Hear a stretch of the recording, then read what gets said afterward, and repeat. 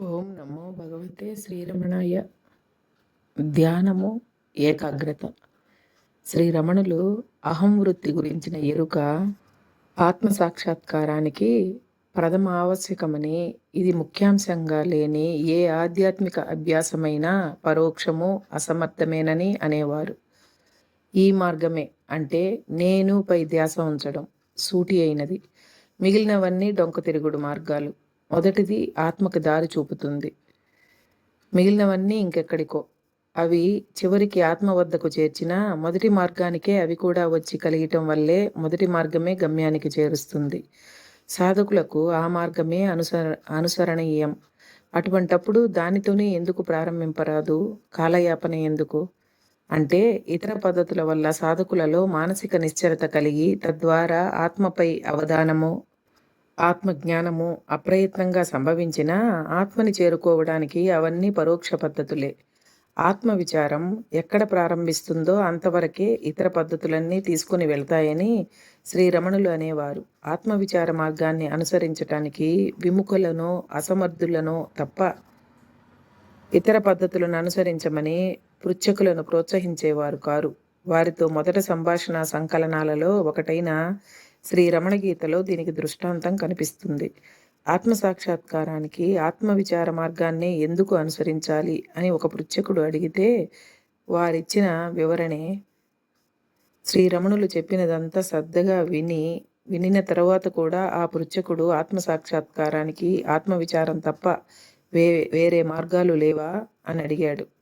శ్రీరమణులు ఇచ్చిన సమాధానం ఇది: ఏదో ఒక దానిని ధ్యానం చేసేవానికి, ఆత్మవిచారం అనుసరించేవానికి లక్ష్యం ఒకటే. మనోనిశ్చలత ఒకరికి ధ్యానం వల్ల మరొకరికి జ్ఞానం వల్ల లభిస్తుంది. ఒకరు దేనినో సాధించాలని యత్నిస్తే రెండవ వారు ఆ యత్నించేది ఎవరు అని అన్వేషిస్తారు. మొదటి వానికి ఆత్మజ్ఞానం కలుగుతుంది, కానీ ఎక్కువ కాలం పడుతుంది.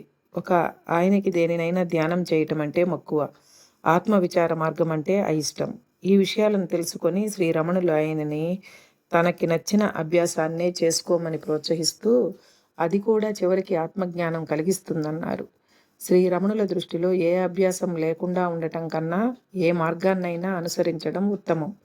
చివరికి ఏ అభ్యాసమైనా ఆత్మవిచార మార్గానికే దారితీసే అవకాశం ఉంది కాబట్టి. ఈ కారణాల వల్లే వారు ఇటువంటి సమాధానాలని ఎందరికో ఇచ్చారు. ఈ సమాధానాలు ఆత్మవిచారం, శరణాగతి మాత్రమే కాక ఇతర పద్ధతులు కూడా ఆత్మసాక్షాత్కారాన్ని కలిగిస్తాయని స్ఫురింపచేస్తాయి. ఆత్మవిచారానికి ఆకర్షితులు కాక తమ పద్ధతులనే అనుసరిద్దామని భావించే పృచ్ఛకులకు ఇచ్చిన సమాధానాలివి. అందువల్ల వాటిని యథాతథంగా మనం స్వీకరింపరాదు. వారు కొన్ని పద్ధతులను పరోక్ష పద్ధతులుగా వర్ణించేవారు. వీటిపై ఆసక్తి లేని ఇతర భక్తులతో మాట్లాడేటప్పుడు మాత్రం ఆత్మపై అవధానం కలిగి ఉండటం అనివార్యమని పునరుద్ఘాటించేవారు. ఆత్మవిచార మార్గాన్ని శ్రీరమణులు ఎంత దృఢంగా బలపరిచినా ఇతర నమ్మకాలు, అభ్యాసాలు ఉన్నవారిని మాత్రం మార్చడానికి ప్రయత్నించేవారు కారు. ఆత్మవిచార మార్గాన్ని అనుసరించడానికి సంసిద్ధులు కాని వారికి ఇతర పద్ధతుల గురించి కూడా సలహాలనిచ్చేవారు. ఈ అధ్యాయంలోని సంభాషణలలో సాంప్రదాయకమైన ధ్యాన పద్ధతుల గురించి భక్తులకు ఇచ్చిన సలహాలున్నాయి. వారు ధ్యానానికి ఇచ్చిన నిర్వచనం ఇది: ఇతర భావాలను విడిచి ఒకే ఒక భావంపై మనసుకి ఏకాగ్రత కలిగించడం. ఇంకా ఉన్నత స్థాయిలో అసలైన ధ్యానం అంటే మనస్సుని ఆత్మపైనే లగ్నం చేయటమని కూడా చెప్పేవారు. ఈ రెండవ అభ్యాసం ఆత్మవిచారానికి మారుపేరు మాత్రమే. వారి తొలి రచనలలో ఒకచోట మనస్సుని ఆత్మపై ఎప్పుడూ లగ్నం చేయటమే ఆత్మవిచారం అంటే, తానే బ్రహ్మమనుకోవటమే ధ్యానం అంటే అని వ్రాశారు. ప్రశ్న: ధ్యానానికి విచారణకి తేడా ఏమిటి? జవాబు: రెండూ ఒకటే. విచారణ చేసే యోగ్యత లేనివారు ధ్యానం చేసుకోవాలి. తనను తాను మరిచి నేను బ్రహ్మాన్ని అనో, నేను ఈశ్వరుడు అనో ధ్యానిస్తాడు సాధకుడు. ఈ పద్ధతి ద్వారా బ్రహ్మాన్నో ఈశ్వరుడినో విడవకుండా పట్టుకుంటాడు. చివరికిది బ్రహ్మము లేక ఈశ్వరుని ఎరుకగా మిగులుతుంది. అదే శుద్ధస్థితి అని, ఆత్మ అని గ్రహింపగలుగుతుంది. విచార మార్గాన్ని అవలంబించేవాడు నేనెవరిని అని ప్రశ్నించుకుంటూ తనని తాను విడువడు. దీనివల్ల వానికి ఆత్మ అంటే ఏమిటో విశదమవుతుంది. సచిదానందంగా బాసిల్లే పరమాత్మనే నేను అని మనసులో ఊహించుకోవటమే ధ్యానం. మనస్సుని ఆత్మపై లగ్నం చేసి తద్వారా భ్రమని నాశనం చేసుకోవడం విచారణ. ఆత్మ గురించి ఏ భావంతో ధ్యానం చేసినా ఆ రూపాన్నే అందుకుంటారు.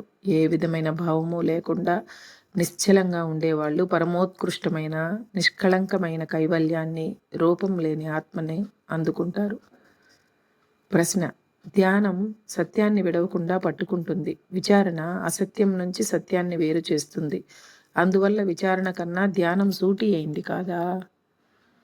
జవాబు: ప్రారంభ దశలో ధ్యానం తేలికగా ఉంటుంది, నచ్చుతుంది కూడా. ఆ అభ్యాసమే ఆత్మవిచారానికి దారితీస్తుంది. అక్కడ సత్యాసత్యాల విచక్షణ జరుగుతుంది. ఒకదానికొకటి వైరుధ్యం గల అంశాలతో నీవు నిండి ఉన్నప్పుడు సత్యాన్ని పట్టుకుని ఉండటం వల్ల ప్రయోజనం ఏమిటి? ఆత్మ ఇంకా సాక్షాత్కారం కాలేదంటూ నీకు స్ఫురింపచేసే అవరోధాలని ఆత్మవిచారం తొలగిస్తుంది. ఆ విధంగా నేరుగానే నీకు సాక్షాత్కారం కలుగజేస్తుంది. సాధకుని పురోగతిని బట్టి ధ్యానం మారుతుంటుంది. యోగ్యతే ఉంటే యోచించేవాడెవడోనని అన్వేషించడమే నయం. అప్పుడు ఆ యోచించేవాడు తన మూలంలో శుద్ధ చైతన్యంలో నిమగ్నమవుతాడు. ఆ యోచించేవాడిని విడవకుండా పట్టుకోలేకపోతే భగవంతుడిని విడవకుండా పట్టుకోవాలి. కొంతకాలానికి ఆ మనిషి స్వచ్ఛమై యోచించేవాడిని పట్టుకోగలుగుతాడు. తన మూలంలో విలీనమవుతాడు. అహంకారాన్ని నిలుపుకుంటేనే గాని ధ్యానం సాధ్యం కాదు. ధ్యానించే అహంకారము, ధ్యానింపబడే విషయము రెండూ ఉన్నాయి. కానీ ఆత్మ ఒక్కటే కాబట్టి ఇది పరోక్ష పద్ధతి. అహంకారం యొక్క మూలాన్ని అన్వేషిస్తే అహంకారమే మాయమవుతుంది. మిగిలేదల్లా ఆత్మే. ఈ పద్ధతి సూటి అయినది. ప్రశ్న: ధ్యానం వల్ల లోపలికి వెళ్ళే మార్గం ఏమీ లేదల్లే ఉంది. జవాబు: మరింకెక్కడున్నామిప్పుడు? మన ఉనికే అది. ప్రశ్న: ఉన్నా కూడా ఆ ఎరుక లేదు మనకి. జవాబు: ఏమిటా అజ్ఞానం? ఎవరికా అజ్ఞానం? ఆత్మ గురించి తెలియకపోతే రెండు నేనులు ఉన్నాయా? ప్రశ్న: రెండు నేనులు లేవు, అయినా పరిమితులమనే భావం కాదనలేం పరిమితుల వల్ల. జవాబు: పరిమితులన్నీ మనసులోనే ఉన్నాయి. గాఢ నిద్రలో ఉన్నప్పుడు అట్లా అనిపించిందా? నిద్రలో కూడా నీవు ఉన్నావు కదా, అప్పుడు లేనని అనలేవు కదా. ఆ ఆత్మే ఇప్పుడు ఇక్కడే జాగ్రత్త అవస్థలో కూడా ఉంది. ఇప్పుడైతే పరిమితులు ఉన్నాయని అంటున్నావు. ఈ రెండు అవస్థలకి భేదం ఉండటమే జరిగిందల్లా. ఈ భేదానికి కారణం మనసు. నిద్రలో మనసు లేదు, కానీ ఇప్పుడు అది ఎంతో చలాకీగా ఉంది. మనసు లేకపోయినా ఆత్మ ఉంటుంది. ప్రశ్న: ఈ విషయం అర్థమైనా అనుభవ సిద్ధం కావడం లేదు. జవాబు: క్రమేపీ జరుగుతుంది ధ్యానం వల్ల.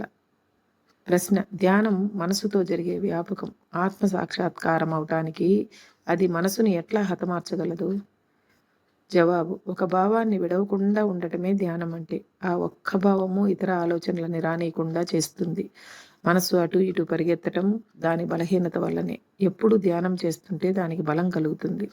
అంటే చంచలమైన ఆలోచనలనే బలహీనత పోయి ఆలోచన లేని స్థిరమైన నేపథ్యం నెలకొంటుంది. ఆలోచన లేని ఈ క్షేత్రమే ఆత్మ. పరిశుద్ధమైన స్థితిలో మనసే ఆత్మ.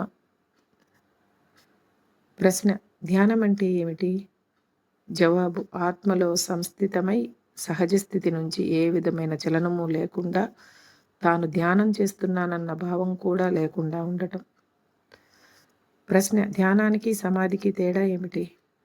జవాబు: మనస్సుతో ప్రయత్నపూర్వకంగా చేసేది ధ్యానం. సమాధిలో అటువంటి ప్రయత్నం ఏమీ లేదు. ప్రశ్న: ధ్యానం చేసేటప్పుడు గుర్తుంచుకోవాల్సిన అంశాలు ఏమిటి? జవాబు: ఆత్మనిష్టలో ఉన్నవాడు ఆ స్థితి నుంచి ఏ మాత్రము చలనం లేకుండా చూసుకోవాలి. తన సహజ స్థితి నుంచి కదిలిన వానికి ఏవో జ్యోతులు కనబడవచ్చు, అసాధారణమైన ధ్వనులు వినపడవచ్చు. వీటి వల్ల మోసపోకూడదు, తనని తాను మరవకూడదు. ప్రశ్న: ధ్యానం ఎట్లా చేయాలి? జవాబు: నిజానికి ధ్యానం అంటే ఆత్మనిష్టే. మనసులో భావాలు మెదులుతున్నప్పుడు వాటిని తొలగించడానికి చేసే యత్నాన్ని సాధారణంగా ధ్యానం అంటారు. ఆత్మనిష్టే నీ సహజ స్థితి. నీవు నీవుగా ఉండు, అదే లక్ష్యం. ప్రశ్న: అయినా భావాలు ఉదయిస్తూనే ఉంటాయి.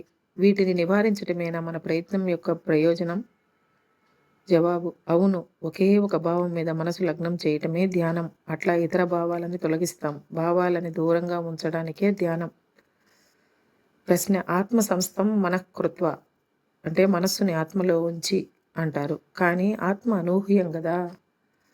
జవాబు: అసలు ధ్యానం చేద్దామని ఎందుకు అనుకుంటున్నావు? అట్లా చేద్దామనుకోవటం వల్లనే ఆత్మ సంస్థం మనఃకృత్వ అని చెప్పారు. ఏ ధ్యానము లేకుండా ఊరికే ఎందుకుండవు? ఆ మనస్సు ఏమిటి? అన్ని భావాలు తొలగింపబడితే అది ఆత్మ సంస్థ అవుతుంది, ఆత్మలో ఉంటుంది. హరే రమణ.